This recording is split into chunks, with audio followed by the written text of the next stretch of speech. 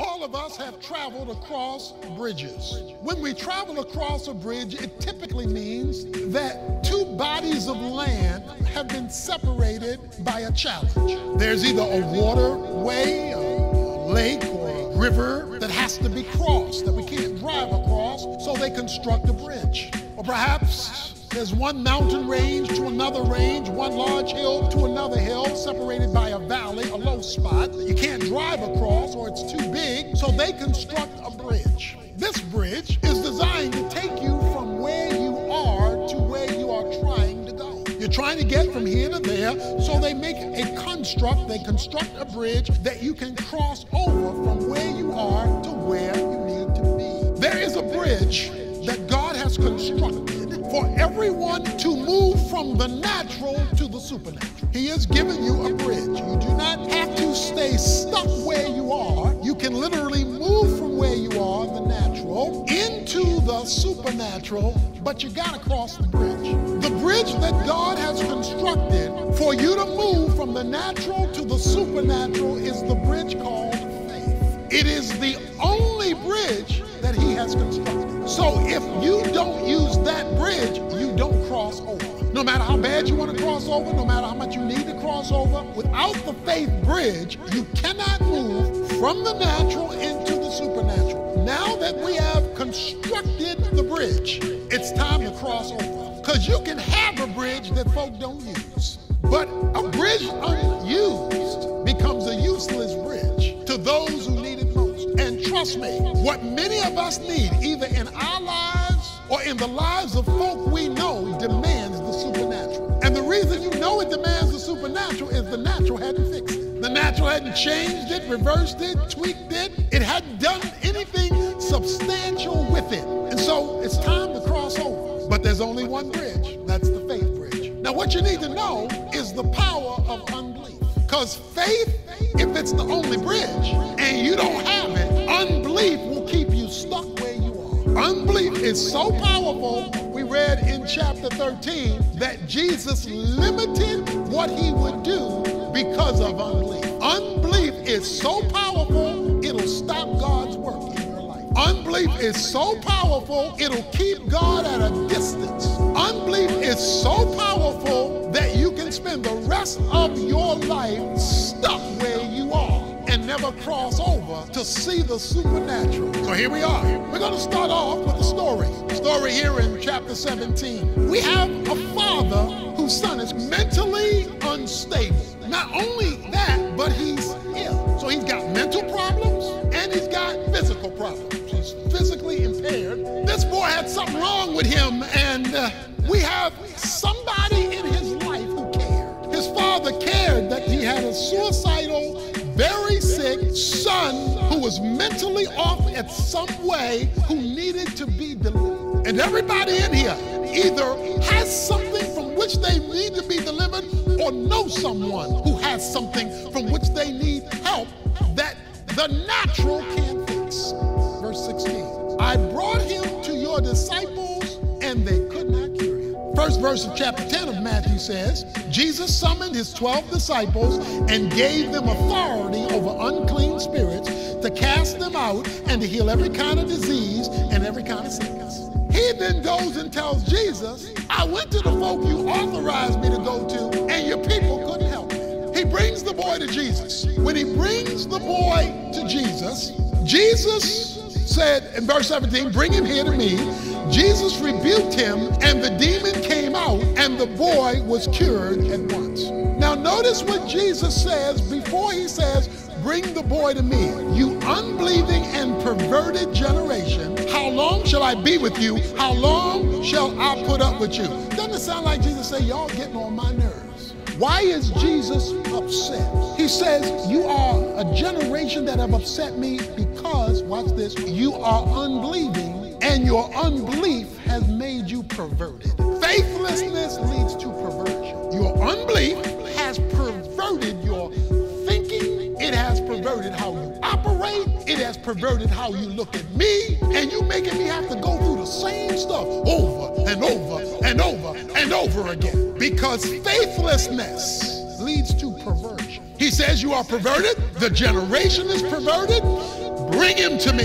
It says when he brings the boy to Jesus, Jesus speaks to the demon, and the boy is cured at once. The boy's got a mental problem, he's got a physical problem, he's got medical issues, he's got all this. But behind all this is a demon. If you don't see the demon and you don't understand the demon, then you're just going to be dealing with mental problems and physical problems and circumstances. Jesus went to the source because the source of his problem was spiritual.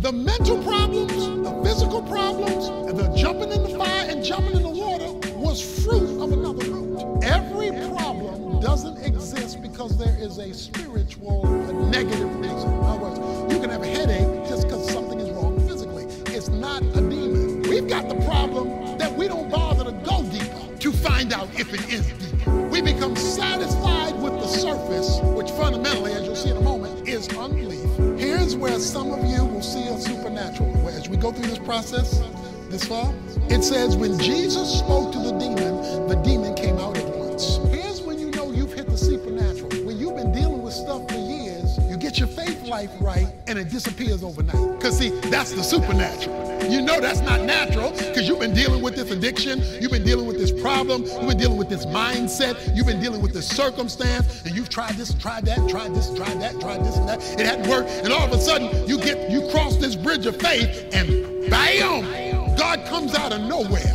and takes away what was owning you for an extended period of time. It says when Jesus showed up, he sucked that thing up because it was spiritual. And Jesus addressed it spiritually. It got addressed quickly. It didn't take forever. Jesus cures the boy. Now it gets interesting because verse 19, then the disciples came to Jesus privately. We tried. Not like we didn't try. We tried and it didn't work. I'm not getting victory. I'm not being delivered. I'm not. It's not working. And I tried. They tried. It wasn't working. And they want to know why. So they want to know why. So Jesus answers that question, verse 20. He said to them, because of the littleness of your faith. The reason you failed was the power of unbelief. Your faith was so tiny that you didn't cross the bridge into the supernatural that you just saw me do. He said your faith was too small. Your faith was insufficient for the problem. You had enough faith to go to church. You had enough faith to be religious. You may even had enough faith to pick up your Bible. But what you had and what you needed didn't match. Now he tells them the problem. That problem is our problem because it's a generational problem, he says. He didn't do many miracles because of their unbelief.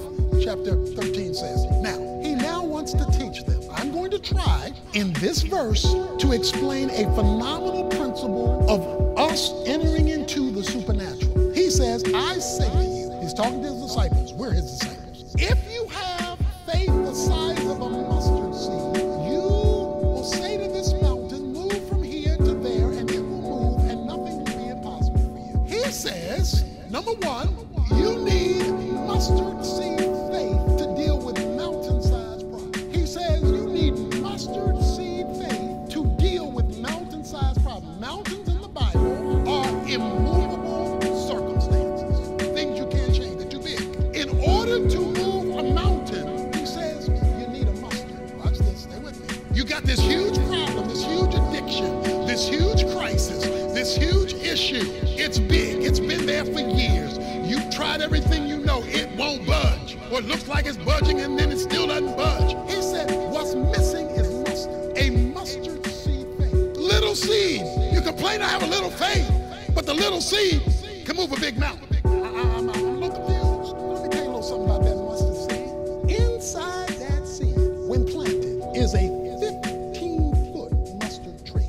See, the seed is tiny, but the life inside of it is big. So what made their faith little was the lack of life inside of it. It was a life issue, not a size issue, because a mustard seed was used to refer to the smallest kind of seed you could ever have. And you see how small it is. The issue was living faith versus lifeless faith. So what makes your faith small is the absence of spiritual life inside of it. If it's void of spiritual life, James 2 calls it dead faith. It's a faith without life. Our problem is a lack of life. So we come up with big things, big programs, big activities, big expectations with no life, so it won't grow. It won't grow. See, if something doesn't have life, it can't grow. He says, if you have a mustard seed kind of faith, that is a light pulsating with life, even though it's tiny, what you will see this thing produce will blow your mind because it's full of life. So it's the nature of the faith that produces the power of the supernatural. Jesus says it'll move mountains and what looks like something that can't be fixed. He says when you've got mustard seed, a living faith, you will tell the mountain what it must do. You will not simply recite what it can do. You will say, please notice something else, you will have a conversation with the problem. Notice who he's talking to, not talking to other Christians, not talking to other disciples, not talking to other people. You will say to this mountain, the mountain is the obstacle, the mountain is the problem. You and the mountain are gonna have a conversation and you're gonna say addiction, you're gonna say situation, you're gonna speak to it and it must back off. Why must it back off? Because of the life you confronted it with. You confronted it with living faith and the cement was not able to handle the growth of the life. Wouldn't it be something supernatural if you could speak to your stuff and your stuff would move? He says it has to do with faith, but it has to do with the living nature of the faith. And so he tells them that this is the basis of seeing what appears to be impossible, of course, within the will of God, become possible. This is not the kind of faith most Christians have. When you accepted Jesus Christ as your Savior, you have crossed over from death to life, from hell to heaven. You had a supernatural experience because you were given eternal life. That was a supernatural act when you accepted Jesus Christ as your Savior. The problem is that the faith we used to get saved, that took us to a supernatural location in heaven in our eternal destiny, we skip when it comes to living in history. So many of us are going to have to wait till we get to heaven to see heaven, because we did not live by faith on earth so that heaven could visit us. Accepting Christ takes you to heaven. Living by faith brings heaven to you. So the problem today is that there are too many unbelieving believers. He says, in closing, but this kind does not go out except by prayer and fasting. He's talking about a kind where demons are behind it. In other words, this is deep. This is not ordinary. This thing goes deep. So when aspirin can't fix it, you better go to the doctor. When you realize that your will can't fix it, that the folk you know can't fix it, that the other Christians you're hanging out with can't fix it, that means this thing is so deep spiritually that you must dig deeper spiritually. This kind only comes out by prayer and fasting. What he was saying to them, guys, this boy's problem was so spiritually deep, you should have gone deeper spiritually. What y'all were doing was not going deeper spiritually, and that's what most Christians run from. I don't want to do that. I don't want to go deeper in fasting and prayer. I don't want to go deeper in wrestling with God. I don't want to go deeper. If that thing been with you for years and you can't control it and it controls you, you better go deeper, because there may be a demon keeping that up on you. You don't handle demons by taking pills. You don't handle demons. You handle demons by going deeper with God, because only God can handle errant angels. Because you got to go deeper. If you're on a bus and your bus gets stuck in a hole and you're trying to get the bus out of the hole, and you got 10 guys there, they're big, strong guys too. We're in this ditch, guys. Let's get off. Let's push the bus out the hole. You're in a hole. And 10 guys are pushing and pushing and pushing and pushing, and it won't move. But you're trying, and these guys are built, they're strong, they're weightlifters, and you're pushing, but the hole is too deep. You're sweating, and you're doing everything you can, and I gotta get out of this hole, I gotta get out of this hole, I gotta get somebody else out of this hole, all these people in this bus, in this hole. Let me suggest something.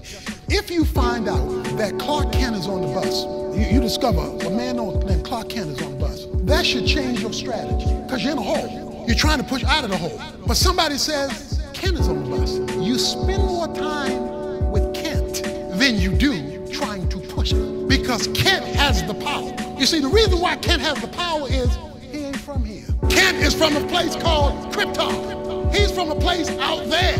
But as Clark Kent, lives down here possessing the power from up there. And when he unbuttons and takes off his shirt and unhooks his tie, and you see that big S on his chest, now it is clear the power you need for the hole you're in is really in the person you just talked to. So you don't have to kill yourself to get out of the hole when the power from the supernatural person can push you out without breaking a sweat. The disciples broke a sweat, was not able to solve the problem because they missed Jesus. The reason why the man got the problem solved is he skipped the weightlifters and went straight to Jesus, and Jesus fixed overnight what the sweating disciples were not able to push out of a hole. So when it's that deep, you go deeper spiritually, which means you need to know somebody, have somebody who knows how to go there, take you there, and lift you out of there.